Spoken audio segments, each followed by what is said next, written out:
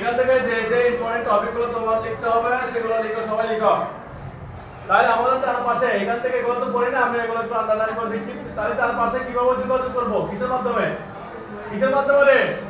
Mobile ফোনের মাধ্যমে আমরা যোগাযোগ করব। নোট করো, 1 নম্বর পয়েন্ট দাও, নোট করো তাড়াতাড়ি। চারপাশে যোগাযোগ করব মোবাইল ফোনের মাধ্যমে। নোট করো তাড়াতাড়ি, হারিয়া। চারপাশে আমরা মোবাইল ফোনের মাধ্যমে কি করি? যোগাযোগ করি। এটা নোট করো। এরপর লিখো, বিনোদনের সবচেয়ে এখন বড় মাধ্যম কে?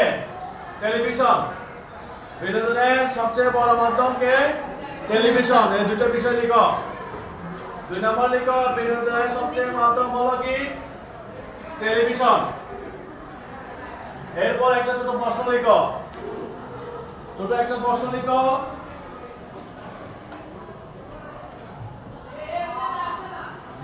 ব্যক্তিগত যোগাযোগের মাধ্যম কি কি? ব্যক্তিগত যোগাযোগের মাধ্যম কি কি?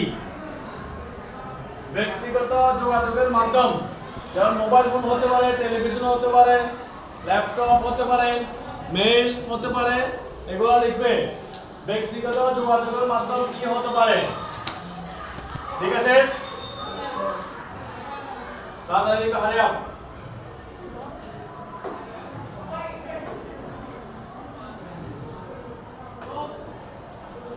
ব্যক্তিগত যোগাযোগের মাধ্যম।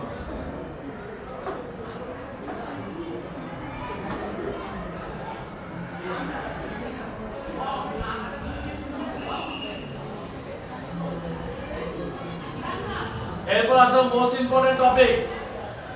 আর এর মধ্যে আমরা দুটো টপিক, কয়টা টপিক নিচে আছে এগুলো আমরা বলবো, ঠিক আছে? যেমন নোটবুক, স্মার্টফোন, ঠিক আছে, ল্যাপটপ, নোটবুক, এগুলো পড়বো। এর মধ্যে আমরা প্রথমে পড়বো জিপিএস। জিপিএস মানে কি রে? জিপিএস, জিপিএস এর পুরো কি? গ্লোবাল পজিশন সিস্টেম বা পজিশনিং সিস্টেম। জিপিএস এর পুরো কি? Global positioning system. সবাই লিখো জিপিএস। এখন লিখো, জিপিএস দিয়ে কি করা যায়? পৃথিবীর যে কোনো স্থানে যে কোনো জায়গায় অবস্থান বের করা যায়। লিখো, এটা নোট করো।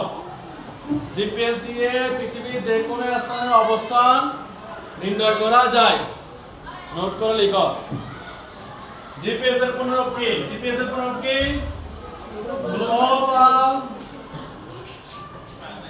Positioning system. এটা লিখতে পারো, পজিশন সিস্টেম লিখতে পারো। Positioning system, global positioning system. অর্থাৎ একটি ব্যক্তি, একটি মানুষ যে কোনো জায়গায় থাক না কেন, ওখান থেকে জিপিএস এর মাধ্যমে তাকে তার অবস্থান শনাক্ত করা যায়। সাপোজ মনে করো মোবাইল চুরি হয়ে গেছে, বাইক চুরি হয়ে গেছে, গাড়ি চুরি হয়ে গেছে, কোনো আসবাবপত্র জিনিসপত্র চুরি হয়ে গেছে, তাহলে ওখানে যদি ডিভাইস থাকে, ডিভাইস কানেক্ট করা থাকে, তাহলে আমরা অতি সহজে অবস্থান চিহ্নিত করতে পারি কিনা? পারি কি পারি না? এখন কারের মধ্যে, বাইকের মধ্যে জিপিএস দিতে দেয় না? জিপিএস শনাক্ত করে কানেক্ট করে দেয়, যেন বাইক যদি চুরি হয়ে যায় তাহলে যে চোর চুরি করেছে যে স্থানে রেখেছে, জিপিএস ট্র্যাকিং এর মাধ্যমে আমরা কি করতে পারি? বের করতে পারি, ঠিক কি না? তাহলে জিপিএসটা ইম্পর্টেন্ট। জিপিএসটা একটু দেখবা। লিখছো জিপিএস, পুনরুক্ত লিখে নাও। এরপর এখানে ইম্পর্টেন্ট আরেকটা টপিক আছে, সেটা দেখো। যেমন বাংলাদেশের প্রথম স্যাটেলাইট মহাকাশে প্রেরণ করা হয় কত তারিখে? 12 মে 2018। সবাই লিখো। আর স্যাটেলাইটের নামটা কি? বঙ্গবন্ধু স্যাটেলাইট 1। বঙ্গবন্ধু স্যাটেলাইট 1। বুঝতে পেরেছো? Yes sir. লিখো। এবং এটা পৃথিবীর কততম দেশ হিসেবে বাংলাদেশ স্বীকৃতি পেয়েছে? 57তম। এই যে বাংলাদেশ পৃথিবীর 57তম দেশ। বাংলাদেশ পৃথিবীর 57তম দেশ। লিখেছো? Good, very good. বুঝলি? পয়েন্ট এটা লিখছো? যেগুলো বলছি সেগুলো পয়েন্ট আকারে লিখো, শুধু পয়েন্ট দিয়ে দিয়ে লিখলে চলবে। এটা হলো বঙ্গবন্ধু স্যাটেলাইট মহাকাশে প্রেরণ করা হয়েছে কত সালে? 12 মে 2018 সালে। নাম কি? বঙ্গবন্ধু স্যাটেলাইট 1।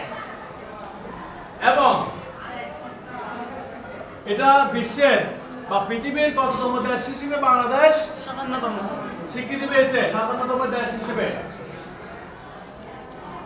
কোথা থেকে? আরেকটা বিষয় কি লেখো, যুক্তরাষ্ট্রের কোথা থেকে? কেনেডি মহাকাশ কেন্দ্র থেকে। ঠিক আছে, যুক্তরাষ্ট্রের কেনেডি মহাকাশ কেন্দ্র থেকে উৎক্ষেপণ করা হয়। লিখেছে এগুলা? ওকে, এখন আমরা এখানে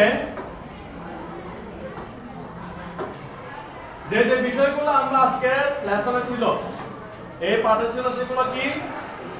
ডেস্কটপ, ল্যাপটপ, নোটবুক। ডেস্কটপ আর ল্যাপটপ তোমরা জানো, পাশাপাশি নোটবুক কি জিনিস একটু নোট করবা, স্মার্টফোন, জিপিএস আর Bangabandhu satellite. GPS, Bangabandhu satellite, smartphone, এই বিষয়গুলো নিয়ে ছোট করে একটা কি লিখবা, সংজ্ঞা লিখে আনবা। পরীক্ষায় থাকতে পারে কাকে বলে, সংজ্ঞা লিখো, সংক্ষিপ্ত প্রশ্ন আকারে থাকতে পারে, আর এমসিকিউ থাকতে পারে। বুঝতে পেরেছ? তোমাদের সংক্ষিপ্ত প্রশ্ন আর এমসিকিউ আইসিটির মধ্যে থাকবে। ঠিক আছে, 50 মার্কের, পাশাপাশি প্র্যাকটিক্যালও থাকতে পারে। বুঝতে পেরেছ? এগুলো লিখে রাখো, এগুলো নোট করবে।